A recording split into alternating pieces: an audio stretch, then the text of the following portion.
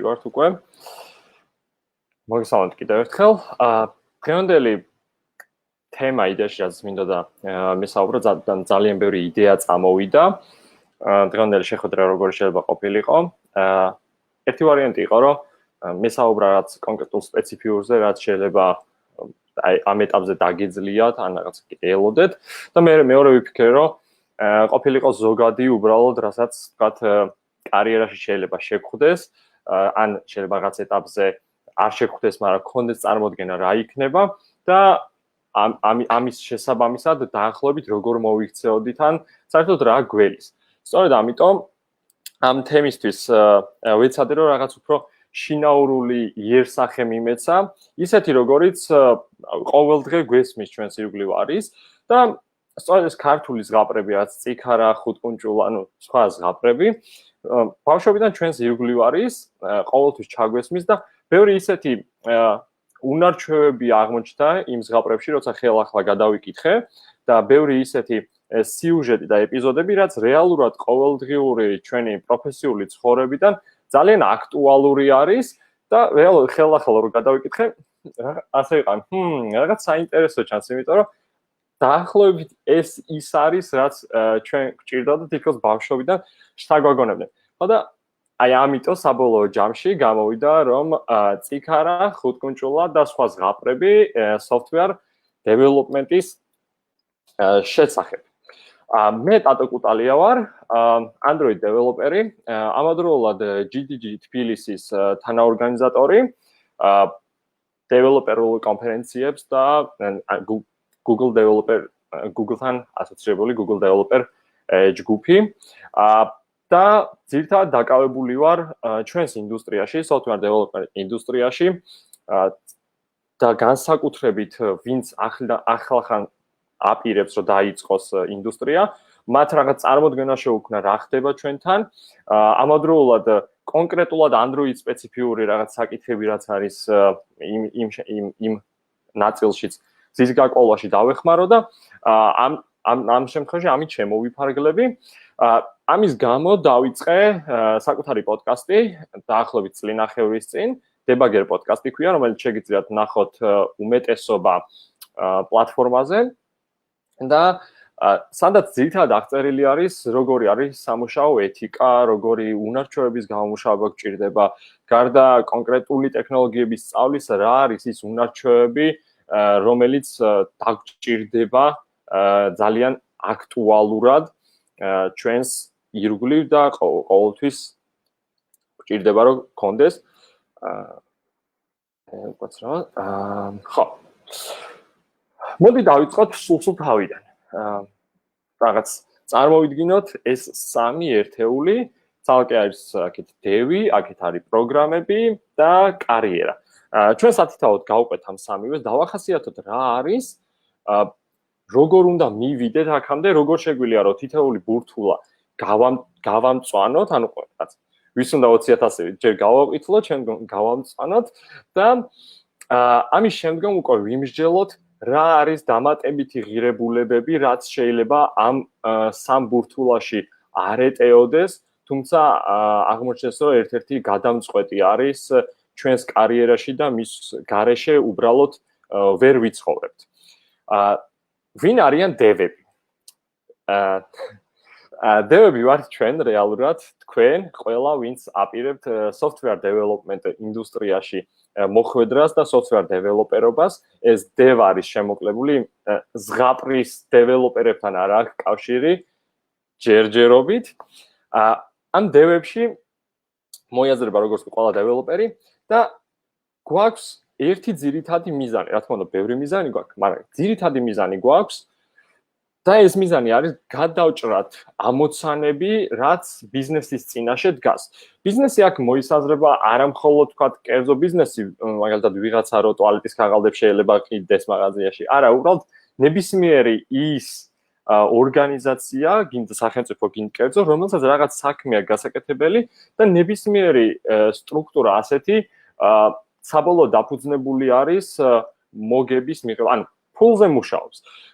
შესაბამისად, ჩვენ დეველოპერების მიზანი არის, რომ დავეხმაროთ კომპანიებს, ანუ კომპანიები დაგვიქირავებენ კონკრეტული ვადით, თქვათ, კონკრეტული კონტრაქტით, რომ მიაღწიონ ამ მიზანს, უფრო გაზარდონ ბრუნვა და ავტომატიზაცია გააკეთონ რაღაცეების, ამავდროულად შექმნან ისეთი ხელსაწყოები, რომელიც დაეხმარება მათ უფრო მალე და ეფექტურად მიაღწიონ ამ მიზანს.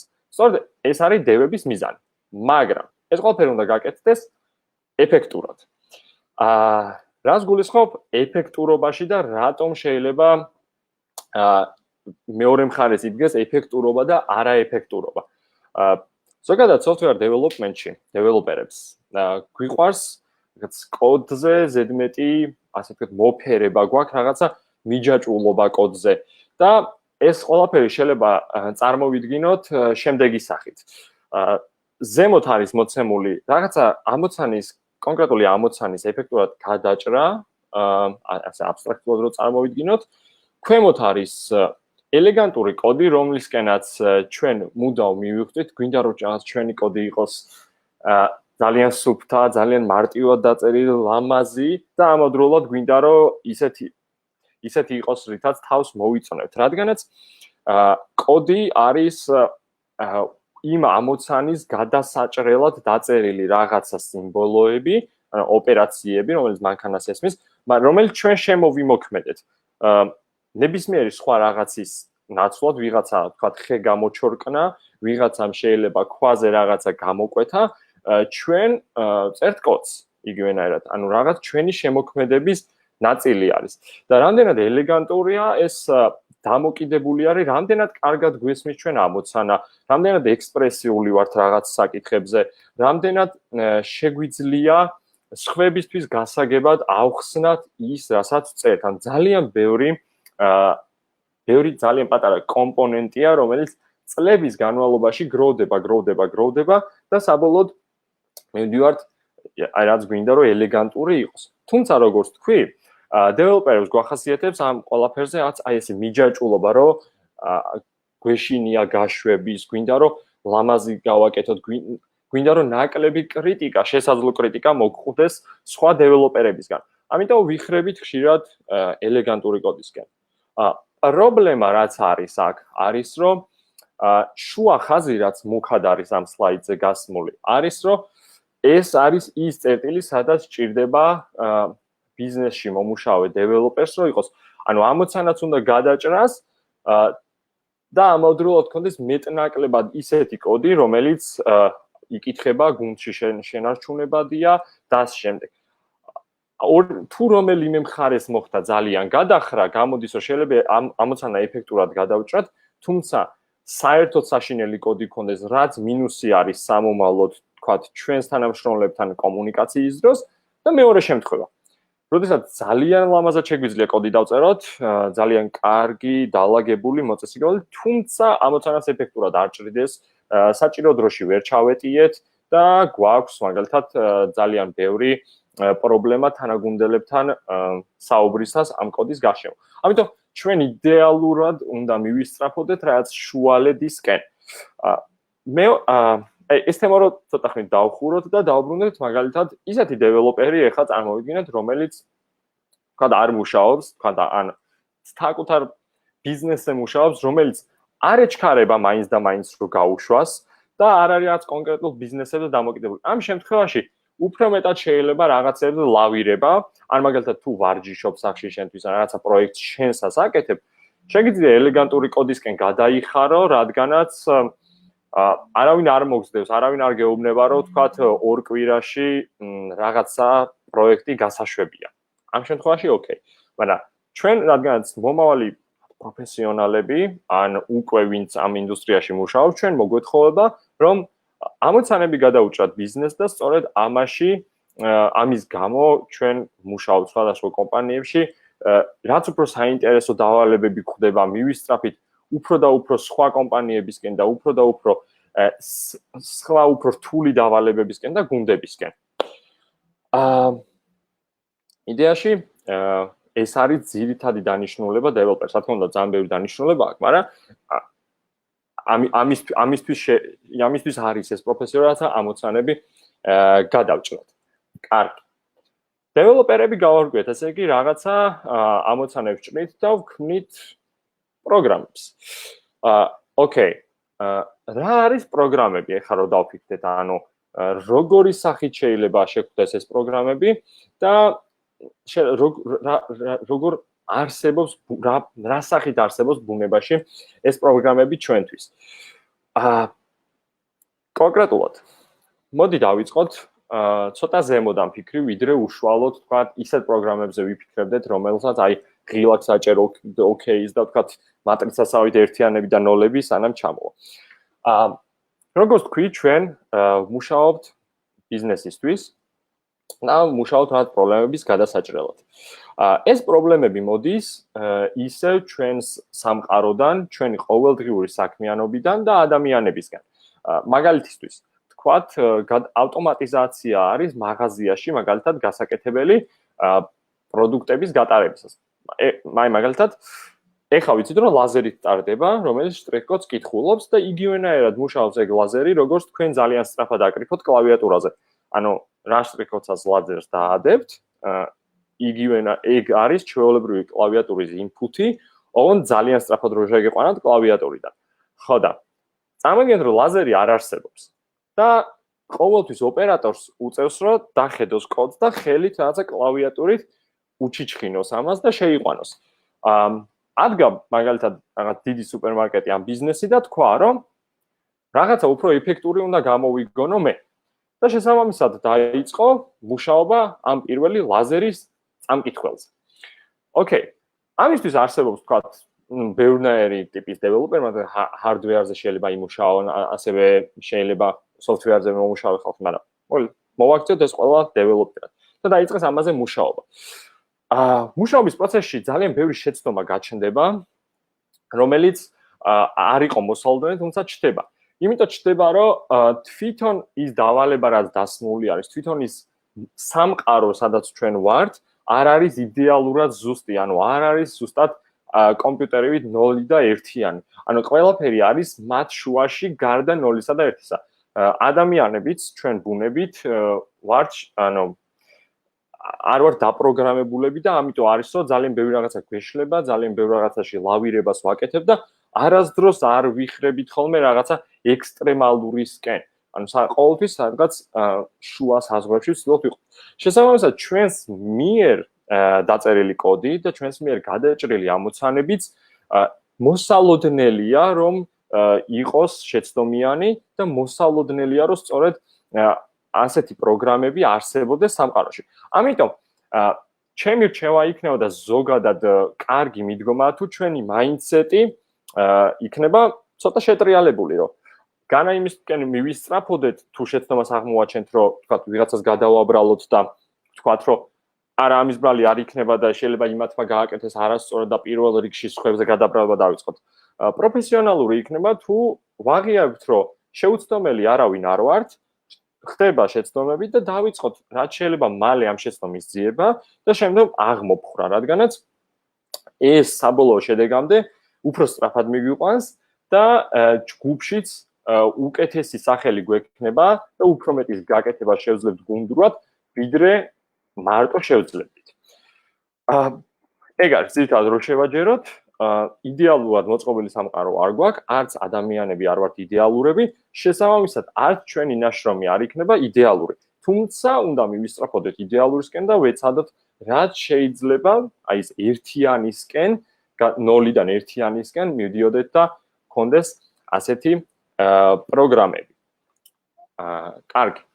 ზოგადად ნახეთ ახლა რაც არის ჩვენს პროგრამები, მაგრამ ამ ორის რაღაც დეველოპერის და პროგრამების ურთიერთობა არის მთლიანად ჩვენი კარიერა, როცა ამ სამსახურს ავირჩევთ, ანუ ამ პროფესიას უფრო სწორედ და უნდა გავყვეთ, არის რამდენი ხანის გინდა ზოგ სიცოცხლის ბოლომდე ურჩევნია, ზოგ რაღაც პერიოდამდე ურჩევნია, თავარი არის რა ხდება იმ კარიერის შუაში.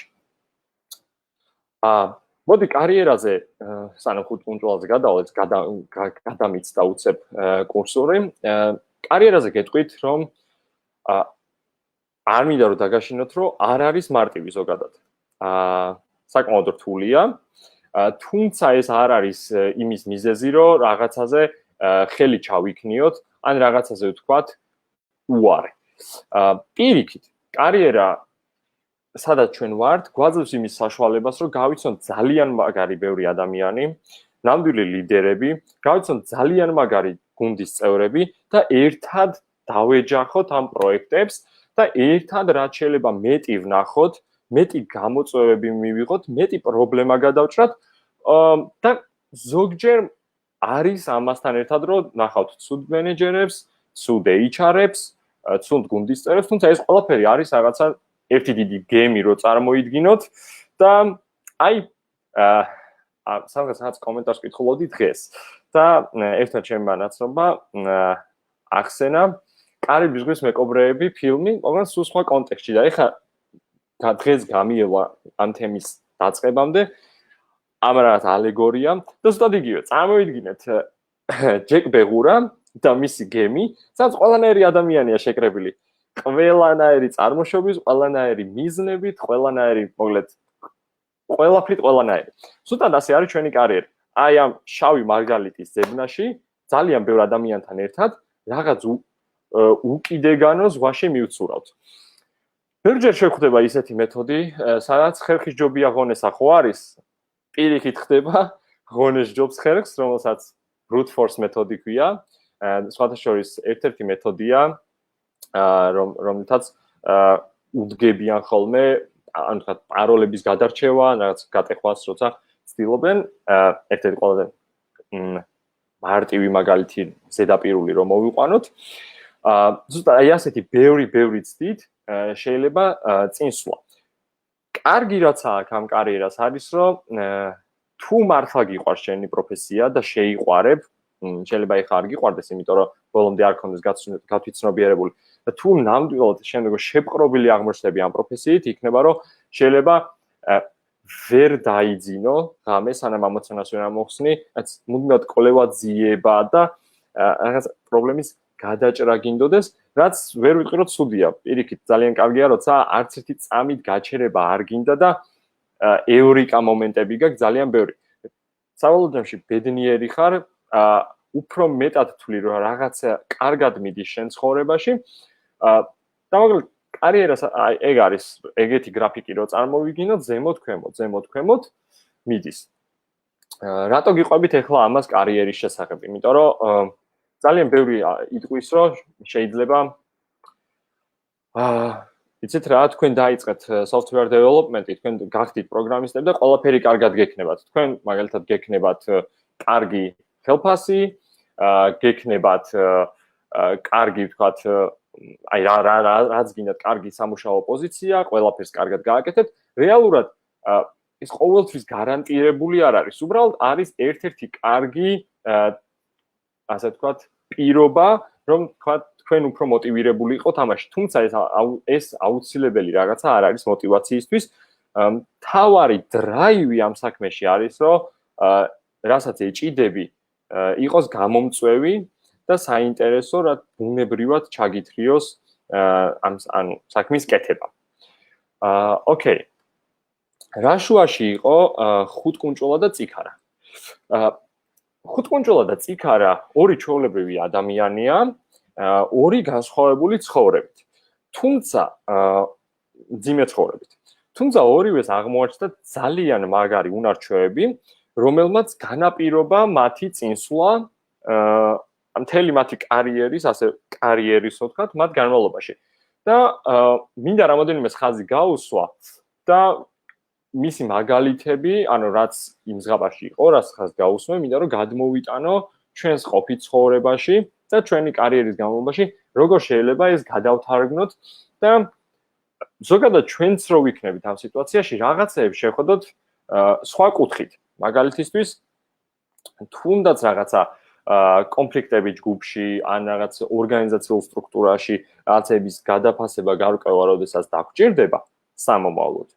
შევხედოთ მეორე კუთხიდანაც, ან ჩვენ სუბიექტურ კუთხეს ოდნავ გავცილდეთ და მესამე თქვათ კუთხით შევხედოთ, მესამე პირის თვალით შევხედოთ, რეალურად რა ხდება ამ ორ ადამიანს შორის, რა ღირებულებებზე მიდის საუბარი, ან რატომ, რაც ფიქრობ რომ დაგეხმარებათ საომალოდ რომ ვიღაცას რაღაც შეუფასოთ უნარჩვევები. მოდი გავიხსენოთ ჯერ ხუთკუნჭულა. არა, მოდი ციქარაჯობია ჯერ გავიხსენოთ. კარგი. ციქარას ამბავი. რო გითხრათ ძალიან კარგად მახსოვს ის რომელს მე ისრის უკან ფილთაქვას თუ რაც სავარცხელს იმას რო ისრის კარგად არ მახსოვს. თუმცა ეგ არ არის მთავარი. მე ციქარა იყო ერთი ობოლი ბიჭი, რომელსაც დედა არ ყავდა, მოუყვანეს დედინაცვალი და თავის ხართან იყო ყველაზე კარგად რა, ჯიგრულად კარგად. ხო და რაღაც დრო გავიდა და ამ ხარს დაკლას უპირებდნენ და ამან შეატყობინა ციქარას და ერთად გაიქცნენ. ეს კონკრეტული ერთი მონაკვეთი შეგვიძლია წარმოვიდგინოთ როგორც კარგი გუნდური მოთამაშის მაგალითად. ციქარა და მისი ხარი ერთად ეგ ერთი ეტაპი. გარბიან და მოსდევს უკვე ღორი იყო, ხო? მე მგონი ღორი, რომელიც უნდა დაწეოდა ციქარას და ციქარა ურჩევს რომ გადააგდე უკან საჭირო ნივთები და ბიჭიც რაღაცებს ამოქეკავს და ისვრის. ეს არის წარმოვიდგინოთ კარგი კრიზისების მართვა. კრიტიკულ ვითარებაში შესაძლებელი არის რაღაცა ეფექტური გადაწყვეტილების მიღება, რომელიც შედეგამდე გაგიყვანს. შეიძლება იქ უკეთესი შედეგი არსებობდა, უფრო მეტი დრო რო ქონდა მოსაფიქრებლად, თუმცა ზღაპარია და რაღაც აღიმართა იქ ტყე და რაც მნიშვნელობა არ აქვს. მიიღოს შესაბამისი გადაწყვეტილება, რამაც გადაარჩინა და ბოლოს იყო რაღაცა ჭირი იქა, ხინი აქა. მეორე მხრივ ხა გვაქვს ხუთკუნჭულა. ხუთკუნჭულაში ცოტა სხვანაირად იყო, მაგრამ ეგეც კაი ზღაპარი არის. თუ არ წაიკითხოთ, მართლა წაიკითხეთ, ძალიან კარგი ზღაპრები არის. ხუთკუნჭულაში იყო სხვანაირად. მოუწია თავის ძმებთან ერთად დევების საცხოვრებელში მისვლა და იქ რაღაც დარჩა მერე ძმები გააპარა, დევს რაღაცეები მოპარა, მოკლედ მერე წავიდნენ სხვა სახელმწიფოში, გამოიხსნენ სახელმწიფოში ძალიან კარგად იყვნენ სხვა მეფესთან და ძმებმა იეჭვიანეს და ციქარას რაღაც ქვესთები მოუწყვეს რომ სადღაც წასულიყო და ხან მოსთხოვეს რომ დევს ხალი ჩამოპარე, ხან უთხრეს რომ დევს თხა მოპარე, ხან უთხრეს რომ თვითონ დევი მოიყვანე აქეთ. ეს ყველაფერი გააკეთა ხუთკუნჭულამ და ბოლოს დევიც დაამარცხა, მოკლა ხეზე, ანუ წაიყვანა კიდობნით დევი ხელმწიფესთან, ამოხტა იქ კიდობნიდან დევი, გამწარებული, ყველა შეჭამა, ხუთკუნჭულა ხეზე იყო და იქიდან მოკლედ გააცურა დევი და მოკლა. ხო, ეს ის დევი არ ვართ, თავიდან რო თქვი, ჩვენ ეს დევი არა ვართ. მოკლედ ხუთკუნჭულაში რა არის, რაც მომეწონა? ხუთკუნჭულაში არის ყველაზე კარგი ადაპტიურობა. ბევრ სხვადასხვა სიტუაციას ძალიან სწრაფად მოერგო, რაც software developer-ისთვის ერთ-ერთი ყველაზე ღირსეული და ღირებული უნარჩვევაა, რაც ბევრგან, ასე ვთქვათ, არ ისწავლება ან არ ხდება ამ უნარჩვების ახალისება. რეალობაში კი რაც ჩვენ გვჭირდება არის, რომ ბევრ განსხვავებულ გარემოს უნდა მოვერგოთ, ძალიან ბევრ ახალ ტექნოლოგიას უნდა მოვერგოთ და აი ყველაფრიდან რაღაც პატარ-პატარა ასე ძაფები რო ავიღოთ, ჩვენი მიზანია რომ შევაერთოთ საბოლოო ჯამში. ამას ვაკეთებთ ის დეველოპერები, რაც თავიდან ახსენ. სწორედ ამიტომ ძალიან მჭირდება ეს უნარჩვები, რაც ხუთკუნჭულას აღმოაჩნდა. პლუს იგივენაირად სწრაფად მიიღება გადაწყვეტილების, როდესაც მაგალითად დევი ამოხტა კიდობნიდან საერთოდ არ ელოდა ეს რომ ხდებოდა, თუმცა ავიდა ხეზე და უშველა თავს. ეს სურათი ჩემი არ არის, აქ მიწერილია კიდევაც, რაც ეროვნული არქივი, თუმცა ძალიან კარგი ნახატი არის, უდაოდ და დევიც ძალიან საყვარელია. მართლა წაიკითხეთ, თუ არ წაიკითხოთ, ბევრ რაღაცას შეგიძლიათ სხვა თვალით შეხედოთ. რაზეც მინდოდა კიდე მესაუბრა, არის fail fast ფილოსოფია, რომელიც შემხვდა ანუ ჩემი ცხოვრების და კარიერის განმავლობაში ძალიან ბევრჯერ, თუმცა ხუთკუნჭულაშიც იყო რაღაცა ამის ანუ ასე ვთქვათ, კადრები ალბათ ასე ვთქვათ, მომენტები. რა არის fail fast ფილოსოფია? მე ზემოთ მანამდე გეუბნებოდით, რომ პირიქით შეცდომებს პროგრამაში ნუ გაექცევით, შეცდომებს ცხოვრებაში ნუ გაექცევით, პირიქით აღიარეთ ისინი, მიიღეთ და საპასუხოდ შეუტიეთ. fail fast ფილოსოფიაც დაახლოებით იგივე არის, რომელიც მიზანიც არის, რომ ჩვენ რაც შეიძლება მალე გავიაზროთ, რომ არის სადღაც შეცდომა და გადავიდეთ შეტევაზე. არ გამოგვივა, ოკეი, გავჩერდეთ, მეორეჯერ ვცადოთ. კიდე არ გამოვა, მესამეჯერ სხვადასხვა ხერხით. და მთელი მუღამი ამისი არის, რომ რაც შეიძლება ბევრი ვარიაციით, სწრაფი იტერაციულობით, პატარ-პატარა ნაბიჯებით, მაგრამ სწრაფად ავირბინოთ ის კიბე და მივიდეთ შედეგამდე. ეს არის ძალიან მოკლე დრო ვთქვათ, fail fast ფილოსოფია. დეველოპერებს ის იდეაში ყველა პროფესიისთვის, მაგრამ ჩვენს შემთხვევაში ძალიან გამოსადეგი არის, ვინაიდან რადგანაც ყოველ დღე გვიწევს ახალ პრობლემასთან გამკლავება, როგორც კომპიუტერში, ასევე ჩვენს ორგანიზაციულ სტრუქტურაში, ჩვენს თანამშრომლებთან, ასევე სხვა კომპანიის თანამშრომლებთან კომუნიკაციის დროს, ეს იქნება რაღაც ბიზნეს შეხვედრა თუ სხვა. სადაც გვჭირდება, რომ რაც შეიძლება თუ რამე შეცდომა მოგვივა, გვჭირდება, რომ გავაანალიზოთ, დავფიქრდეთ რა მოგვივიდა და გადავხდეთ შემდეგ ნაბიჯზე. არ უნდა გავექცეთ პირველ რიგში, ნებისმიერი ჩვენი შეცდომა უნდა მივიღოთ და უკან შევუტიოთ. და გუნდურობა. როგორც თქვი, წიქარაში იყო ხართან ძალიან კარგი გუნდურობა.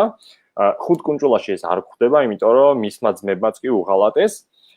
თუმცა ეს რაღაც მომენტში გუნდურობასთან არ კავშირში, თუმცა ნიშნავს, რომ ანუ შეგიძლია რაღაც სადავეების ხელში აღება და ლიდერობა გამოავლინო, როდესაც მარტო შეგიძლია პრობლემებს გაუკლავდე, მაგრამ მოდი ვისაუბროთ გუნდურობაზე. გუნდურობაზე საუბრობს ყველა. ეხლა ახალს რო ვთქვა, ვერაფერს ისეც ვერ შევმატებ, თუმცა შემიძლია რომ რაღაცა უფრო ასე ვთქვათ, ჯიგრული ენით აუხსნა და დაგანახოთ ღირებულებები გუნდურობის. გუნდურობა პირველ რიგში არ ნიშნავს, რომ ყოველთვის ვიღაცაზე ხელი უნდა გქონდეს ჩაჭიდებული, აი პირველ კლასელ ბავშვებს რო დაალაგებენ ფიზკულტურის გავკვეთილზე და ხელი რო აქვს ჩაჭიდებული და რო იკრიჭებიან და როდის გაიქცევიან მეორე კედელთან რო ელოდებიან. ეგ არ არის გუნდურობა. გუნდურობა არის, როდესაც შეგიძლია შენს თანამშრომელს, შენ გუნდელს გასაჭირის პრობლემის დროს, კონკრეტულად ვთქვათ, ამოცანასთან პრობლემა რაღაცა, შეგიძლია გვერდზე დაუდგე, რაღაცეები ვთქვათ, შენი დავალებებიდან გაწირო, მაგრამ გვერდზე დაუდგე და ერთად წაწიოთ კონკრეტული უფრო საჭირობროტო პრობლემა წინ. გუნდურობა არის, როდესაც საჭირო მომენტში შეიძლება შენითაო შენ თავზე რაღაცის გაკეთება, რადგანაც სხვა ამას ვერ ახერხებს და საერთო საქმე ამითი არ დააზარალოთ. გუნდურობა არის, როდესაც ერთმანეთს რაღაცეებს არ უმალავთ და რაღაცეებს თქვათ არ უჩალიჩებთ. ეგ არის რეალურად გუნდურობა და როდესაც კარგი გუნდი გყავს, მერე უკვე ან კარგი თანაგუნდელი გყავს, უფრო უშიშრად ხარ და შეგიძლია ბევრ სხვა ისეთ პრობლემაზე იფიქრო, თუნდაც ტექნიკურ პრობლემაზე, რადგან მანამდე არ გიფიქრია, იმიტომ რომ სხვა პრობლემა ჰქონდა მოსაგვარებელი, რომელიც გუნდს ეხებოდა. მე ვფიქრობ, რომ გუნდურობაზე მეტი საუბარი აქ უბრალოდ ზედმეტი იქნება. დროის განმავლობაში თქვენ თვითონვე უფრო მეტს დაამატებთ და რაღაცეებზე ალბათ დაფიქრდებით. კომუნიკაციის უნარჩვევებზე მინდა რომ კიდე 1-2 სიტყვა თქვა, იმიტომ რომ კომუნიკაციის უნარჩვევები არის ის ძირითადი, იცით როგორ არის, ძალიან ასე ჭრელი მახვილი არის, რომელიც არასწორად მოქნევის შემთხვევაში შეიძლება რომ ჩვენი თავი თქვა დავისეროთ, მაგრამ სწორად მექნეული მახვილი ყოველთვის აღწევს მიზანს. რას გულისხმობ ამაში? დღეს ცოტა რაღაცა ალეგორიების დღე მაქვს და ანდაზების. ხო და მე მგონი ბოლოს უკვე შოთა რუსთაველის აფორიზმებზეც გადავალ. რეალურად რას გულისხმობ კომუნიკაციის უნარჩვევებში?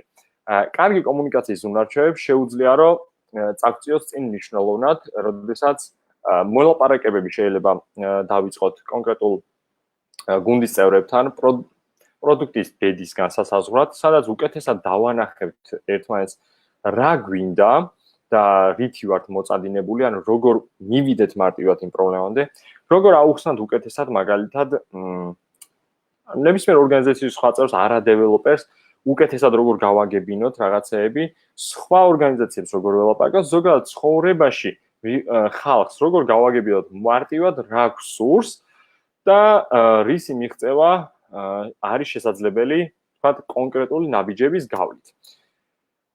მარტივად ჟღერს, ხო? არ არის მარტივი, რეალურად, იმიტომ რომ ყველა ადამიანი განსხვავებულია. შესაბამისად, ყველა ადამიანს აქვს განსხვავებული კომუნიკაციის სტილი. და ჩვენი გვაქვს რა თქმა უნდა და ჩვენ უნდა ვეცადოთ, რომ რაღაცნაირად მოვერგოთ მათ, ან ჩვენგან გაშვებული სიგნალები უნდა იყოს იმ დიაპაზონში, რაც თქვათ, მათ მიმღებებს შეუძლიათ აღიქვან რაღაც ასე ძალიან კომპიუტერული ენით რო ვთქვა. შესაბამისად, ეს არის კარგი მხარე კომუნიკაციის უნარჩვევების. რა შეიძლება დამატებითი ინვესტიციის ჩადება მოგვიწიოს, რაც slideshows გაკეთებისას, რაღაც ციფრების მოსაზიდად სტატისტიკისთვის, როდესაც რაღაცის ახსნა და დამტკიცება გვჭირდება თანმიმდევრული გზით, უნდა მოვიძიოთ ყველა ის ვიზუალური თუ აუდიო თქვათ დამხმარე საშუალებები, რაც დაგვეხმარება, რომ ანუ კომბინირებულად მიზნამდე მივახციოთ. ეხლა თქვათ, როგორ შეიძლება კომუნიკაცია იყოს სრულად გამოყენებული.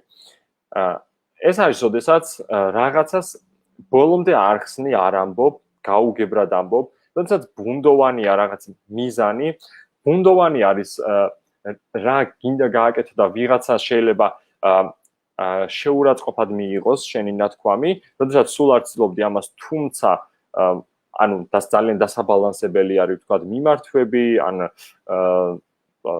რას ცდილობ იმ ადამიანთან რო გაარკვიო, მოკლედ ძალიან ჭრელი და ბასრი ნივთია, ეს ან ბასრი უნარჩვევებია ეს კომუნიკაცია.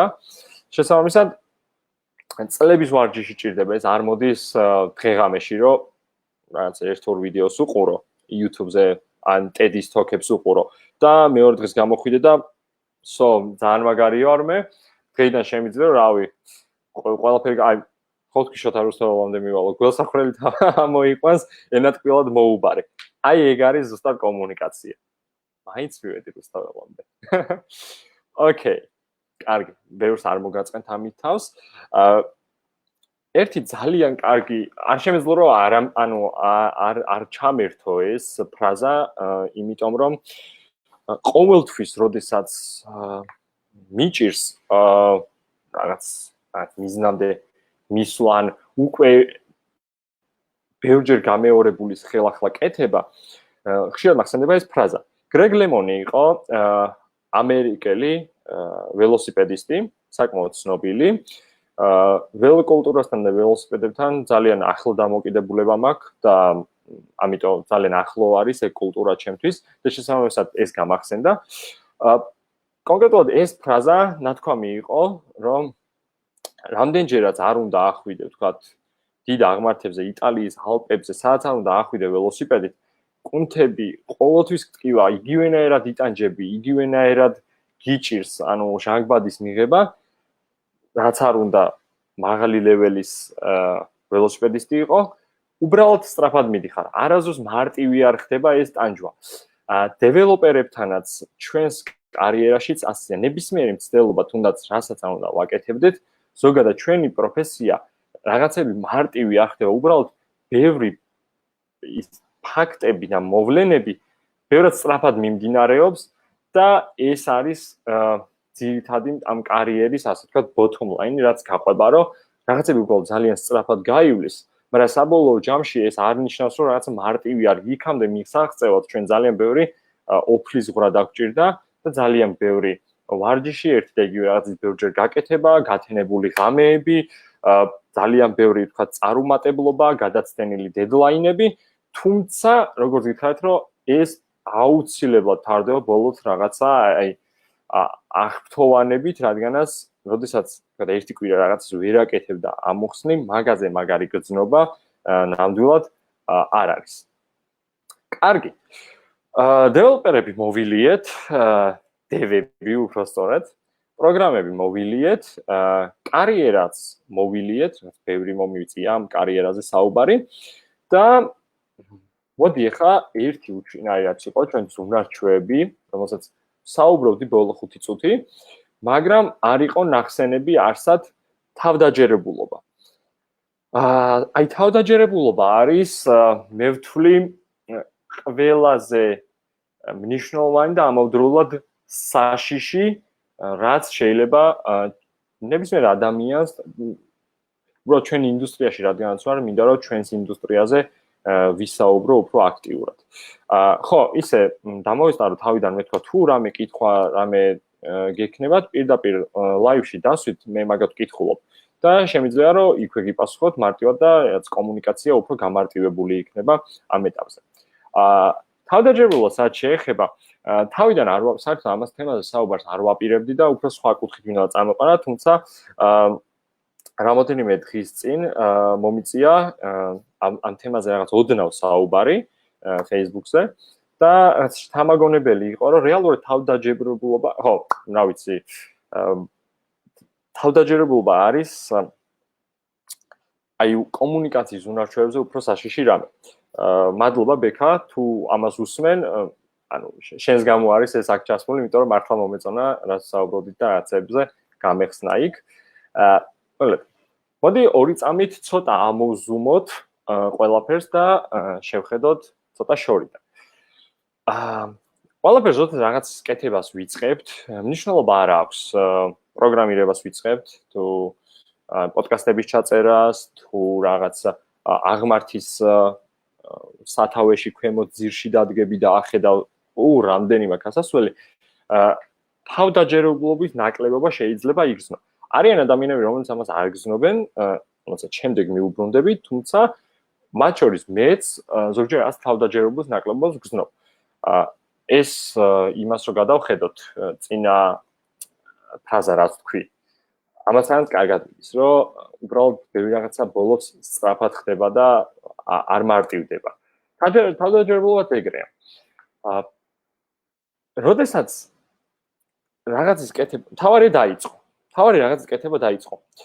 თავდაჯერებულობა თავისით არ მოვა. თავდაჯერებულობისთვის უნდა იშრომო და მართლა ძალიან ბოლომდე უნდა იშრომო, რასაც ქვია, ოფლით და სისხლით ბოლომდე უნდა დაიხარჯო რაღაცა გააკეთო და იმ კონკრეტულ საკითხში თავდაჯერებულობა გქონდეს და შენ თავს ანდო რაღაც კონკრეტულად ესე ვთქვათ კომპეტენცია და კომპეტენტურად აღიარო შენი თავი.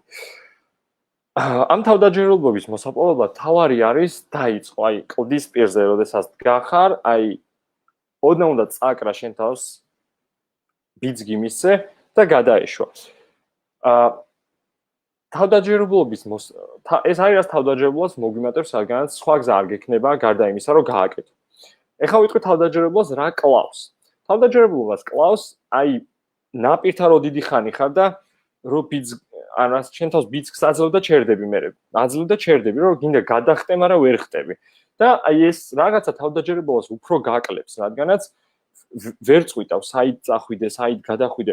პირად მაგალითზე ვიტყვი, აი ძალიან შორს რა წავიდე და რაღაც აბსტრაქტულებით არ გელაპარაკოთ რა, ანუ და რაღაცა ეს გასხივოცნებული იმისავით არ ვიჭდი აქ ბუდისტი ბერივი და არ ვიკითხო რაღაც ლექციები და მონოლოგები. და პოდკასტის მაგალითს ვიტყვი. მოკლედ ეს პოდკასტი დავიწყე წლინახევრის წინ. თავიდან მოკლედ პოდკასტებს უსმენი რა თქმა უნდა და როდესაც პოდკასტებს უსმენ და რაღაც მინახავს ჯო როგანის როგორ მიყავს, ანუ აქედან რაღაც დიდი მიკროფონი, აქეთ რაღაც ლეპტოპი მზადა, იქით ხმის დასამონტაჟებლად კიდე ცალკე კომპიუტერია, რაღაც მოკლედ ხმის დასახშობი პანელები აქვს და სხვა პოდკასტებსაც რო უსმენ, ძალიან მაგარი ხმა აქვს, ძალიან კარგი ბალანსირება ამ მონტაჟის შემდგომ და მოკლედ ყველაფერი იდეალურად აქვს და აქ მე ვარ ტატო კუტალია. უბრალოდ დეველოპერი რაღაცაებზე მომდის ხოლმე აზრები, რომ მინდა გაუზიარო ჩემს კომუნას და ვერ ვუზიარებ, იმიტომ რომ რა, ჯერ მიკროფონები ვიყიდო, ხმის დამშრობები ვიყიდო, ბარემ სტუდია ხო არ დავიქირაო, აუ მე ხმის მონტაჟი უნდა ვისწავლო, მე ეს არ მეყოფა და საბოლოო ჯამში გამოდის რომ ამ საქმეს ვერაზოს ვერ დავიწყებ. იგივე არის მაგალითად პროგრამირების მაგალითი, აი პროგრამირებაში კონკრეტული ტექნოლოგია ავიღოთ, რომ აუ ეს ტექნოლოგია სანამ მე ვისწავლი, ჯერ ეს ენა უნდა ვისწავლო, მე ეს მონაცემთა ბაზები უნდა ვისწავლო. მე ძალიან ბევრ ლექციას უნდა უყურო, რომ ცოტა მაღალ ლეველზე ავიდე, ხო? აი სანამ აი ამ რაღაც წინ და უკან გაწევა გამოწევაში ვიქნებით, ძალიან ბევრი რაღაცა ძალიან სწრაფად ჩაგვიქროლებს, რომ ჩვენ თვალის გადავნებას ვერ მოვასწრებთ. ამიტომ ან ერთ-ერთი გამოცდილი მეთოდი არის learning by doing. რაღაცის კეთება, სწავლა რაღაცის კეთებით. პირდაპირ უნდა გადახტე. იმიტომ რომ იქ რო გადახტები, სხვა გზა არ გაქვს, უნდა გადარჩე. სხვა გზა აი არ გაქვს ბუნებრივად სხვა გზა. ან აღიარო შენი დამარცხება და ოკეი, ჩაწვე მანდ რა. რომ ოკეი, მე ეს არ გამომივიდა. მაგრამ ჩვენ ადამიანები ვართ, რომლებიც ვესწრაფვით რომ გამოვიდეთ კარგი software developer-ები, ვესწრაფვით რომ ნებისმიერ ჩვენ სფეროში მნიშვნელობა არ აქვს, ვიყოთ წარმატებული ხალხი, გვინდა რომ სირთულეები დავძლიოთ და ნუ თუ დასაწყისშივე ვნებდებით, ანუ ნუ თუ რაღაც პოდკასტი ვერ ჩამიწერე, როცა რაღაცებს ვაკეთებ, ანუ არა, რა თქმა უნდა არა. ავდექი და ამ ძალიან ჩვეულებრივი 2 წელია უკვე მაქვს ეს მარლის ყურსასმენები, არ ვიცი, მე მგონი 60 ლარი ღირს მაღაზიებში თუ რაღაცა და ჩემი MacBook-ით უფასო პროგრამა Audacity დავიწყე ჩაწერა. ჩუმ ოთახში დავждებოდი, აი მიკროფონს რაღაც კონკრეტულ მანძილზე დავიჭერდი და საუბრობდი. დროთაგან ეს პირველი ხო ჩავწერე, დიდი ხანი ვიტანჯე ამის მონტაჟზე. მეორე, მესამე, მეოთხე სხვა ეპიზოდები ნელა დაიხვეწა სკრიპტი, დაიხვეწა ანუ როგორ უნდა მესაუბრა, რაზე უნდა მესაუბრა, რა ტექნოლოგიით მერე, ნუ ახალი მიკროფონი რაღაც ვიყიდე, რომ ტექნიკა საჭირო ყოფილა. რაღაცა კურსი ავიღე, როგორ შეიძლება უკეთად დამემონტაჟებინა და ნუ აი ეს რაღაცები ვიფიქრე. მაგრამ თავიდანვე ამის კეთებაში ძალიან ბევრი დრო წამივიდოდა. შესაბამისად, ჯობდა რომ ეს გამოკეთებინა. იგივე ეხება ტექნოლოგიებს. ჯობია ის ტექნოლოგია, რასაც ჩვენ უმიზნებთ, პირდაპირ დავიჭიროთ და ეგრევე გავიწყოთ გარჩევა. რადგანაც შეიძლება რაღაც მომენტში უფრო მეტი ვისწავლოთ, ვიდრე ძალიან დიდი ხანი პაუზის გამო. ოკეი. ეხლა რა ხდება იმ შემთხვევაში, თუ ხო ვისაუბრეთ თავდაჯერებლად თუ კვდება დაბლა ჩამოდის, როგორ მოვიმატოთ ნელ-ნელა თავდაჯერებულობა და რა ხდება იმ შემთხვევაში, თუ ძალიან ზემოთაა თავდაჯერებულობა. არასაჭიროდ ზემოთ თუ არის თავდაჯერებულობა, მაგ შემთხვევაში რა ხდება? მაგ შემთხვევაში აი ეგ არის საშიში, რა ხდება? მაგ შემთხვევაში ხდება ყოველთვის ძალიან ცუდი რაღაცეები კონკრეტულად. ზედმეტად ხარ შენ თავში დარწმუნებული, რაღაცეები გამოგივა, ზედმეტად გჯერა რაღაცეები, რომ შენ აკეთებ და რეალობაში არც ისეთი მაგარი არ ხარ და რეალობაში აი ამ ზემოდან ქვემოთ დანარცხება უფრო მწარეა, ვიდრე ნელ-ნელა რო აშენებ, რაღაცა თუ არ გამოგივა, ისევ ქვემოთ რო ჩამოხტე, fail fast და გააგრძელო ქვემოთ, ისევ გააგრძელო, ვიდრე არარაციონალურად დიდი თავდაჯერებლად შეფასება რა გაქვს და უცებ რო დაეტყებები. რაც იქიდან შემდგომ ადგომა ცოტა უფრო რთული არის.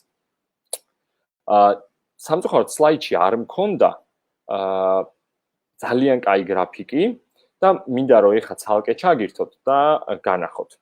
სწორედ ამ თავდაჯერებულობის ერთ-ერთი მაგალითი არის. თუ ხედავთ ეხა არ ვიცი, ხედავთ თუ არა ამას. მე მგონი უნდა დაინახოთ. ოკეი. ხო. დანინგ-კრიუგერის ეფექტი.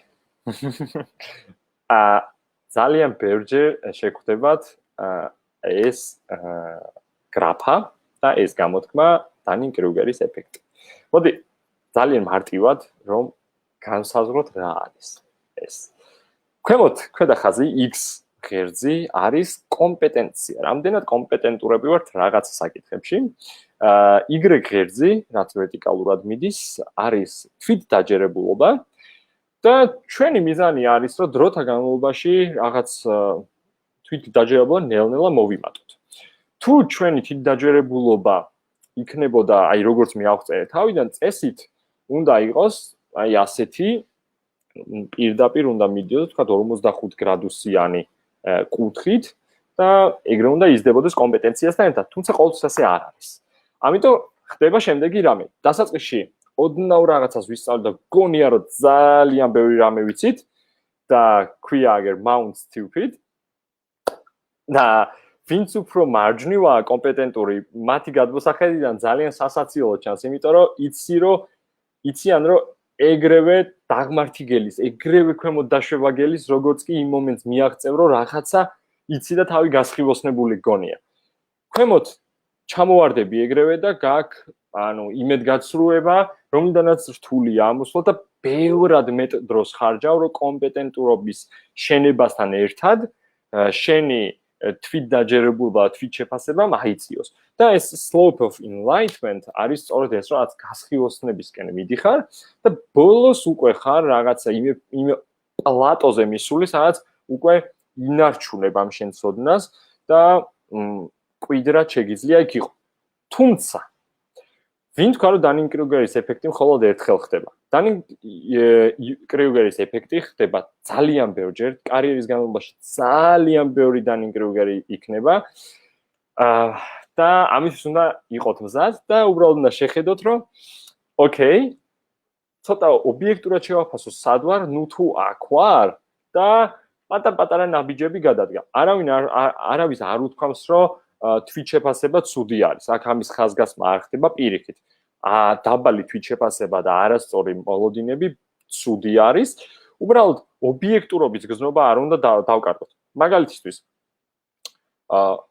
ვებ ტექნოლოგიების მაგალითს მოვიყვან, თუ ვისწავლეთ კარგი რესპონსიული გვერდების კეთება, კარგად დავამუღამეთ CSS-ის Flexbox-ი, მონაცემთა ბაზებთან კავშირი, ან ოდნავ ცოტა სპეციფიური რაღაც ხელსაწყობი ან CSS-ის property-ები, რომლებიც ყოველმა ჩვენმა მეორე მეგობარმა და კოლეგამ არ იცის.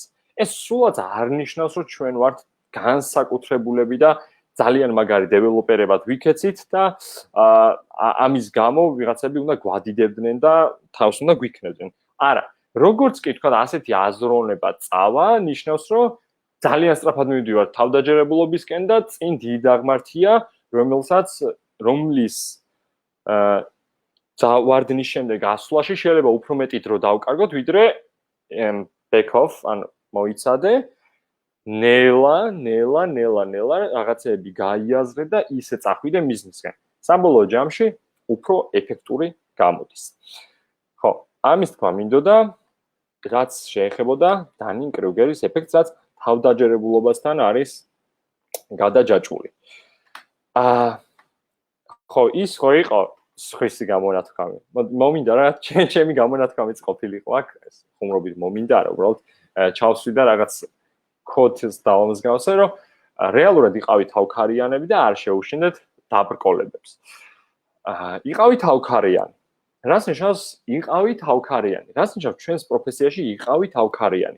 ანუ აქამდე გეუბნებოდით, რომ რაღაცეები პირიქით ისწავლეთ ზომიერად, გაყევით რაღაც ანუ თავიდანვე თავში არ აგივარდეთ და ასე შემდეგ, ხო? თავქარიანობა ამას არ გამოვრიცხავს, უბრალოდ თავქარიანობა გვაძლევს ძალიან დიდ უპირატესობას, როდესაც ვართ დასაწყისში.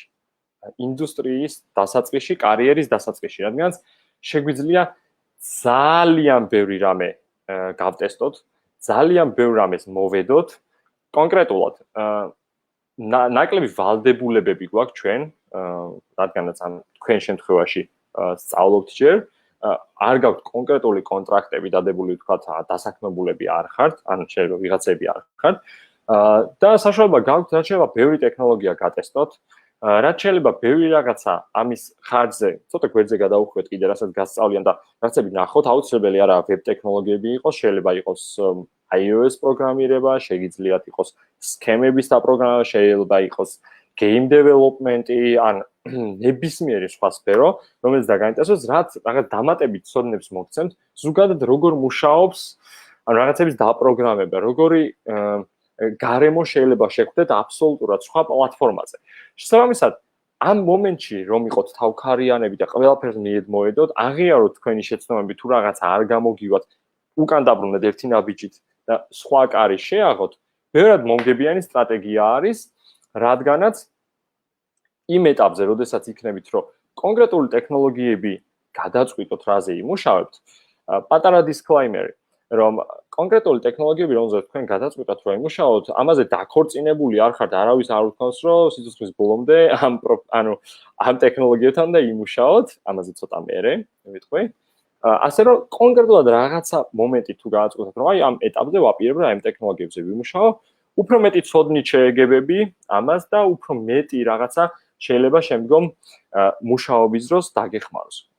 კონკრეტულ მაგალითს მოგიყვანთ და მერე გადავალ ტექნოლოგიის რამდენად უნდა იყო ტექნოლოგიებისადმი აგნოსტიკი. ოკეი, მაგალითად დაიწყე ვებ პროგრამირება. მოგიწია მონაცემთა ბაზებთან შეხება. შენ სწავლის დროს გასწავლენ რაღაც მონაცემთა ბაზებს, სავარაუდოდ MySQL-ი, თუმცა შენ დამატებითი ინტერესის გამო გადაუხვიე და შეიძლება ჩახედე PostgreSQL-ს, PLSQL-ს, ანუ ეს არის სხვა ბაზების, რომლებიც ვთქვათ, იზიარებენ იგივე პრინციპებს დაახლოებით, რაც ანუ ყველა რელაციური არის. თუმცა თუ არის რაღაცა განსხვავებები. სხვან გადახედეთ ასევე NoSQL ბაზებს, რომლებიც ანუ არ ვიცი ხა რამდენი ზუსტია NoSQL-ზე საუბარი, მაგრამ ეს ასევე ერთ-ერთი ბაზის სახეობა არის და როდესაც თქვენ დაგჭირდათ კონკრეტულად მუშაობა, სამუშაოზე შეხვდა დავალებები, რაც კონცეპტების გააზრება, ან ახალ ტექნოლოგიებთან დაჯახება უფრო მარტივია, რადგანაც პარალელები შეგიძლიათ გაავლოთ უკვე თქვენს არსებულ გამოცდილებებზე და შეიძლება ისიც კი აღმოჩნდეს, რომ ზოგიერთი ტექნოლოგია, რაზე თქვენ მანამდე თქვენი ინტერესით შეხედეთ, მოგიწიოთ მუშაობა. როგორც თქვი, არ არის ეს ასე ვთქვათ, ცხოვრების განმავლობაში, კარიერის განმავლობაში არ მარტივდება დიდად. უბრალოდ რაღაც პროცესები სწრაფდება. შესაბამისად, გეუბნებით, რომ ბევრი რაღაცას, როდესაც შეიმეცნებთ, რაღაცა მომენტში, რომელი ხელსაწყო დაგჭირდებათ, რომ თქვენი ჯიბიდან ამოიღოთ, არავინ არ იცის, თუმცა ძალიან სასარგებლო იქნება. ეს რჩევა იყო თავქარიანობაზე, ან როგორი უნდა იყოთ თავქარიანები. ერთი საინტერესო რაც ვთქვი, რომ იყავით ტექნოლოგიებისადმი აგნოსტიკი. მოდი გავშალოთ ეგ თემა, რას ნიშნავს, რომ ტექნოლოგიებისადმი იყო აგნოსტიკი და რაღაცა საკითხები ისე არ მიიღო, როგორც ვთქვათ, აი ეს ტექნოლოგია ჩემთვის არის სამუდამო. კონკრეტული ტექნოლოგიები კარგი არის კონკრეტული პრობლემების გადასაჭრელად. ზოგადად ასე არის. შეიძლება ეხლა თქვენი ანუ ყველა არ ვიცი რა დონეზე იმყოფებით, თუმცა შეიძლება ზოგი რაცა ფლობდეთ რაღაცას, კონკრეტულ ტექნოლოგიას, ზოგი არა, თუმცა მნიშვნელობა არ აქვს. მნიშვნელობა არ აქვს. დამოვიწყე. ხო, რაღაც მომენტში შეიძლება მოვიწოს ამ ტექნოლოგიების შეცვლა. პრობლემების, სხვადასხვა პრობლემას გააჩნია. მაგალითად, თუ ჩვენ ვებსაიტზე ხავთ, ვებ ტექნოლოგიებში ვცდილობთ რაღაც პრობლემის გადაჭრას, რომელსაც სჭირდება PHP და კონკრეტულად ეს ფრეიმვორკი, შეიძლება დადგეს ის მომენტი, როდესაც თქვათ Laravel PHP-ს framework-ის ნაცვლად, ჩვენ შეიძლება დაგჭირდეს Django და Python-ი, ან რაღაც სპეციფიკაციება მოითხოვოს ეს, ან შეიძლება JavaScript და Node.js-ი დაგჭირდეს, ხო? Very fancy სახელი ერთად. ამ შემთხვევაში ჩვენ არ უნდა რაღაც ზედმეტი მიჯაჭულობა არ გვაქვს, რომ ეს მე PHP-ზე ვარ და თქვენ სხვა PHP-ზე დავწერე. არა, თუ შენთვის მომგებიანი ამ ტექნოლოგიაზე გადასვლა, თუ მოგწონს რა ტექნოლოგია ჰორიზონტზე ჩანს და გინდა რომ იმ ტექნოლოგიაზე იმუშაო, გადადგე ეგ ნაბიჯი, იმიტომ რომ პირად მაგალითზე მე Android developer-ი არ ვყოფილა თავიდანვე, 7 წლის წინ დავიწყე როგორც Python-ზე ვწერდი, შემდგომ გადავედი, ცოტა ხანი წერდი Python-ზე, რეალურად დიდი არაფერი. PHP-ზე ვმუშაობდი 3 წლის განმავლობაში და შემდგომ გავხდი Android developer. იდეაში Android-ი ყოველთვის მიტაცებდა 2013 წლიდან. რაღაც პატარა რაღაცებს ყოველთვის ცდილობდი, თუმცა ვერაზოს ვერ მივედი იმ ეტაპამდე, რომ Android-ზე გადამჯდარიყავი და გადამჯდარიყავი ისე ეფექტურად, რომ ჩემი full time სამსახური ყოფილიყო, ანუ ერთი ნავიდან პირდაპირ მეორეში გადამხდარიყავი. ну რაღაც მომენტში 2016-ში მოხდა ეგრე, რომ მე Android-ზე გადავჭიქი. ხო და ეს არის იმის მაგალითი, რომ შეგიძლია ტექნოლოგიები გამოიცვალო, არ იყო რაღაცებზე მიჯაჭვური. framework-ებზე, ანუ მთლიანად ენის გამოცვლა კიდე ცოტა ისეთი საკითხია, უფრო მეტი შეიძლება დრო დაგჭირდეს, მაგრამ framework-ების გამოცვლა უფრო საინტერესოა, იმიტომ რომ ბევრ Facebook ჯგუფში შეიძლება გინახიათ ასეთი რაღაცები, რომ ვინ რომელ framework-ზე წერთ და ვინს რომელი მოგწონდა, ყველა იწყებს იმის დიდებას, როგორი კაია ეს framework, ის ერთადერთი framework-ი, რომელზეც ვიღაცები წერენ. ну, შეურაცხყოფ არა ეს უბრალოდ ძალიან low level sarcasm იყო, ზოგიერთი. იმ ერთად ტექნოლოგიას, რომელსაც წერენ. რეალურად კი ის დავალება უნდა გვეუბნებოდეს, გვიბიძგდეს, როგორ შეიძლება მის გადაჭრა და შემდგომ რომელი ხელსაწყო ერგება იმ დავალებას უკეთესად. ეს საკითხი ჯობია ასე დავაყენოთ. კარგი. მე რასაც ვამბობდი, წიქარა, ხუთკუნჭულა, ზღაპრები, რაღაცა და დღეს ეს თემა არის, უფრო მოკლედ მაქვს რაღაცა დაწერილი Medium-ზე. დატო კუტალია შეგიძლიათ მან დიპოვოთ და გადახედოთ ისევ წაიკითხოთ რაღაც პატარა ისეთი რაღაცებიც მაქვს, რაც დღეს არ მელაპარაკია და როდესაც საუბრობდი fail fast ფილოსოფიაზე და პრობლემების გააზრებაზე, ასევე მინდა რომ რაღაცა მოგიყვეთ ორი სიტყვით რა იყო თქვათ ჩემს კარიერაში და როგორ შეიძლება, ანუ ამაზე მინდა ყვები რომ რაღაცა მაგალითი, ანუ უკეთესად დაგანახოთ რაღაცა ვიდრე ისე რომ მართლა პირდაპირ აბსტრაქტულად გესაუბროთ.